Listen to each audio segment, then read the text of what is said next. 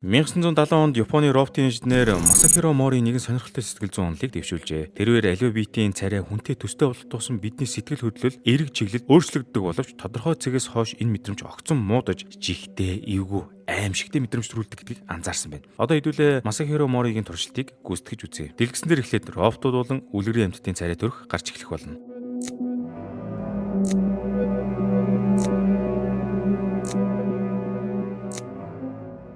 Одоо энэ зургуудыг удаан хараарай.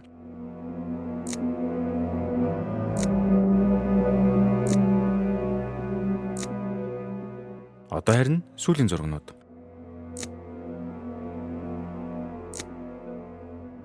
Ингээд иргэн бичлэгэнд орцгоё. Эхний багц зургуудыг үзэхэд танд ямар сэтгэл төрсөн бэ? Хүнтэй адил төсвөр роботуудаас эхлээд хүүхдийн киноны дөрөв хүртэл танд онцгийн сэтгэл хөдлөл төрөг үсттэй. Гэвч 2 дугаар багц зургуудыг үзэж эхлэх үед танд тавгүй мэдрэмж төрсөн үү? Хүний царай төрхийг дуурайж бүтээсэн хиймэл царайнууд танд цаанаас аль нэг тийм төгшүүртэй мэдрэмжийг төрүүлж айдас төрүүлэн байсан уу? Гэсэн ч та 3 дугаар багц зургуудыг үзэж эхлэх үед төгшүүр арилж танил царай зүс харж эхлэх үед сэтгэл хөдлөл чинь хэвийн байдалд очсон уу? Таны үзсэн 2 дахь багц зурган дээрх хүнтэй ижил төстэй мэт боловч айдас төрүүлэм царайнуудыг жигтэй ангалдах царайнууд хэмээн нэрлэдэг байна. Тэгвэл бид яагаад энэ царайнуудыг хараад өөрийн ирэхгүй айдас төрж төгшүүр тавдаг вэ? Эрдэмтэд жинхэнэ төгшүүр болон сэжиг төрүүлэх мэдрэмж нь хүний хувьслын үед бий болсон хамгаалтын механизм байж болзошгүй хэмээн үзсэн байдаг. Хүнтэй төстөөж цаанаал нэг хүн биш царайнууд бидэнд аюул занал хэлэлтэй холбоотой тохиог тархинд маань өгч байдаг бөгөөд жишээлбэл царай нь хэд хөдөлгөөнгүй эсвэл нүд ам нь амьд биш мэт харагдах хиймэл хүнтэй төстэй царайнууд бидэнд нас урагсад өвчтөө хүн эсвэл аюултай амьтан байж магадгүй их мэдрэмжүүдийг өөрийн ирэхгүй өгдөг. Тэгвэл яг ямар хүчин зүйлээс болж бидний бие махбодод энэхүү сэрэмжлэх механизм үүссэн бэ? Үүний шалтгаан бол хэдэн 10,000 жилийн өмнө бидэнтэй хамт амьдардаг байсан манай ойрын хамаатнууд юм. Тийм учраас өнөөдөр мэдлэгээрээ бидний бие организмд айх айцыг гүн гүлдээсэн тэрхүү хүний аюултай хамаатнуудын талаар ярьж өгөх болно. Бичлэг эхлүүлэхээс өмнө та бүхэн лайк болон сабскрайбаар дарж манай бичлэгийг дэмжихээ мартаоцай. Удахгүй 100к хүрэх гэж штэ. Та хэдийн дэмжлэг хэрэгтэй байна.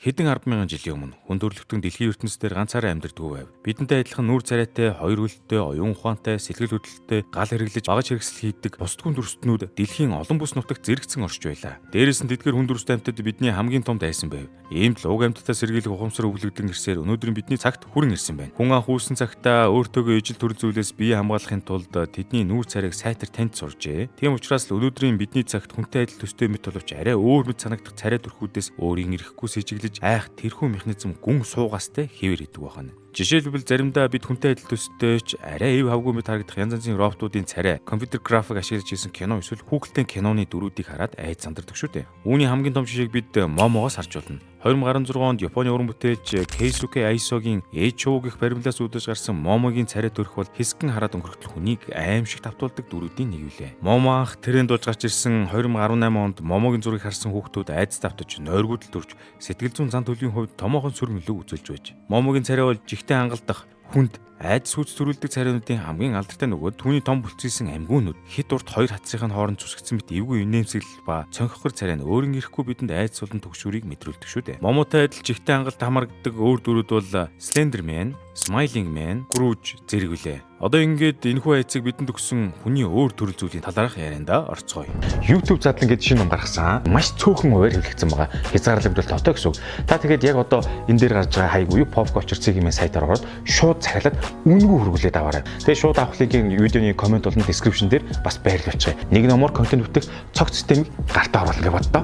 Одоогоос 50,000 жилийн өмнө хүн төрөлхтөн дэлхийг захирч эхлэхээс өмнө бид Неандертал, Денисов хүн ба Homo florensis ба Homo nedeli зэрэг өөр хүний төрөл зүйлүүдтэй хамтран амьдарч явжээ. Тэд бидэнтэй адил нүүр царайтай, оюун ухаантай байсан бөгөөд зарим нь өөрсдийн гэсэн оршуулгын зан үйл болон соёл урлагтай байж. Гэвч бидний өвөг дээдэс тэднийг өөр хэмээн ялган үзэж, мөнхийн дайн тулаан сөргөөцөлтөө нэг явуулдаг байж. Тэдний ихнийх бол Неандертал хүмүүс юм. Неандертал хүмүүс нь 400,000-аас 40,000 жилийн өмнө бидэнтэй зэрэгцэн Европ төвд голчлон амьдардаг байв. Неандертал хүмүүс бидний төсөөснөөс ч илүү аюултай байсан бөгөөд тэд маш зузаан гавлын яс, том хөмсөг ба бие биедрийн асар их хүчтэй байж. Дээрээс нь тухайн цаг үед Неандертал хүмүүс бидэнтэй адил оюун ухаантай, соёл иргэншлиг бүрдүүлсэн хамгийн том өрсөлдөгч байсан байна. Одоогийн хүн төрөлхтний 98% нь Неандертал хүний 1-2% генийг тээж явдаг. Энэ нь тэд манай өвөг дээдстэй гэр бүл болж овог аймаг хэлбэрээр амьдарч байсан гэсэн үг юм. Зарим бүс нутагт Неандертал хүмүүс бие биенээ идэж байсан гэх баримт байдаг. Гэсэн ч одоо хүртэл Неандертал хүмүүс яагаад алга уусан тодорхойгүй хэвээр л байгаа. Тэд нэг бол манай өвөг дээдэст бүрэн устгагдсан уу? Эсвэл тэндуун дуусан алга уусан уу? Homo florensis Хүмүүс бидэнтэй хамт 50,000 жилийн өмнөх үе хүртэл Индонез арал дээр амьдардаг байжээ. Тэд биеийн хэлбэр хэмжээний хувьд жижиг биетэй байсан ба 90 см өндөртэй авраг хархаагийн амьдардаг байсан байна. Хэдий жижиг биетэйч тэд гал ашиглаж бага зэвсэг хийж чаддаг байсан бөгөөд тухайн орон нутгийн домогт өнөө хүртэл жагууд амьдардаг бяцхан үстэй хүмүүсийн тухай яриа хэвээр л байдаг аж. Лузон хүн Лузон хүмүүс 50-70 мянган жилийн өмнө хүртэл Филиппиний Лузон арал дээр амьдардаг байжээ. Тэд мөн л жижиг биетэй боловч гар хөл нь мечтэй адил байсан ба хэрхэн үүсэж өгдсөн одоо хүртэл тодорхойгүй байсаар байна. Денисовчуудын үлдэгдлийг хамгийн анх Сибирь дэх Денисовын агуугаас хурууны яс шүд эрүү зэргээр илрүүлж байж тэд 30,000 жилийн өмнө Сибирээс зүүн өмнөд Аз хүртэл тархан амьдардаг байсан ба одоогийн төв төмөст ген хамгийн ихээр агуулдаг байна. Денисов хүмүүсийн шүд нь асар том байсан ба голчлон харанхуй агууд амьдардаг байж тэд бараан арьстай, өргөн нүүртэй, том шүднүүдтэй байсан ба Денисовчууд, Неандерталчууд болон хүмүүс бидэнтэй зэрэгцэн амьдардаг байж. Наледийн хүмүүс 236,000-аас 335,000 жилийн өмнө өмнөд Африкт амьдардаг байсан ба мэд шиг дүр төрхтэй боловч хүн шиг мөчтэй бидний тархины 3/1-тэй тэнцвүүц тархитай байж. Тэд үхэгсдээ том агуу хадан дотор оршуулдаг зан үйлтэй байваа. Наледийн хүмүүс гал ашиглаж байсан байх магадaltaй гэж үздэгч тэр нь хараахан батлагдаагүй юм. Гэхдээ яагаад ийм жижиг тархитай амьтад ганц ч гэрэлгүй, агааргүй, нарны туяа нэвтрэхгүй агуун гүнд цогц оршуулж байсан гэдэг нь одоо хүртэл тодорхойгүй байдаг.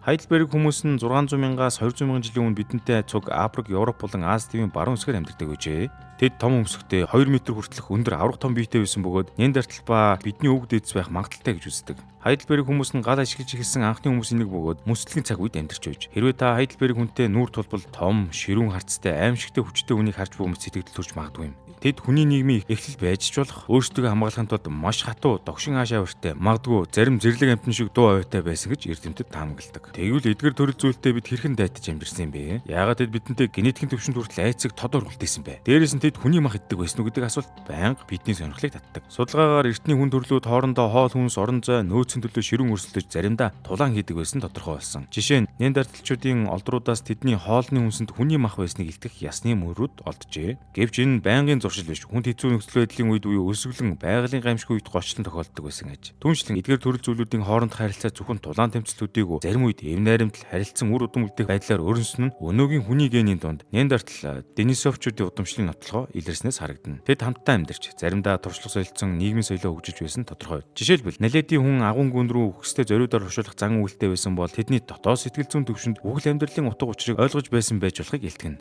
Дээрэс нь одоо бидэнд байдаг үхсэн хүний цогцсноос эсвэл өвчтөн хүмүүсээс айц нь мөн л энэ цаг үеэс гаралтай бөгөөд үсэн үний зогсноос үүдээд өвчин тахал ихээр гардаг байсантай холбоотойгоор бидэнд энэ айдас үүссэн байх магадaltaй юм. Тэгэхээр бидний өнөөгийн жигтэй эвгүй мэдрэмжүүдийг төрүүлдэг царайнуудыг хараад сэжилэх болгоомжлох зан араншин бол энгийн зүйл биш юм аа. Энэ хэдэн 10,000 жилийн өмнө бидний өвөг дээдсийн цус, мах, зүн совинд тулгуурласан хамгаалтын механизм байсан гэж. Манай өвөг дээдс хэдэн 10,000 жилийн өмнө амьдарч байсан байхад тэдэнтэй яг л адил мэт татлаа арай өөр, илүү хүчтэй эсвэл илүү хурдан сэтгэдэг өрсөлдөгчд байнгын аюул занал хил үүсгдэг байсан байна. Тиймээс хүн төрлөختөнд тэдний заримыг нь устгаж, заримд нь уусаж, заримтай нь хамтран амьдарсан байдаг. Гэсэн ч хичнээн олон мянган жил өнгөрсөн ч хүний тарих бидэнд нэгэн цагт аюул занал хил болж байсан тэрхүү царай төрхийг мартаагүй хэвээр байсаар л байна. Энэ бол бидний эцэг өвгөд амьд үлдэхийн тулд цус урсгаж тэмцэж байсан түүхэн ухамсарын үлдэгдэл юм. Хэрвээ бичлэг таалагдсан бол та бүхэн лайк болон subscribe дараарай. Та YouTube сувгаа нээхээс эхлээд алгоритмыг зөв ашиглаж чанартай контент бүтээгээд ашиг орлоготой болтлоо хөгжүүлж бүхий л аргыг нийт орос сурмаар байна уу? Тэгвэл анхаарлаа нааш хандуулаарай. Контентийг YouTuber болох нь зөвхөн олон танигдах эсвэл мөнгө олох биш ээ. Энэ бол таны дотоод сонирхол хүсэл санааг бодит амжилтанд хүргэх гайхамшигтай арга зам байна. Эдгээрч юу агцсан бэхээр контентын найрлага форматыг өөрөө зохиож сурах, алгоритмын учрыг нэгэнгүй ойлгох, тулгарсан бэрхшээл бүтлгүүтлийг даван тулах сэтгэл зүйн ур чадвар, бүр цаашлаад гадаад хэл дээр контент бүтээх, хиймэл оюун ухааныг бүтээлчээр ашиглах зэрэг агуулгууд багтсан байгаа. Та өөртөө хөрөнгө оруулж YouTuber болох аяллаа яг одоо эхлүүлээрэ. Хүн болгоны дотор л контент бүтээх гэсэн нууцхан хүсэл байж л байдаг. Үүнийг хийж үзэж байж л мэднэ. Тэгэхээр одоо эхлэхгүй л хэзээ эхлэх юм бэ? Та сургалтаа Задлан цэгийн вебсайтаар орж хүлээн аваарай.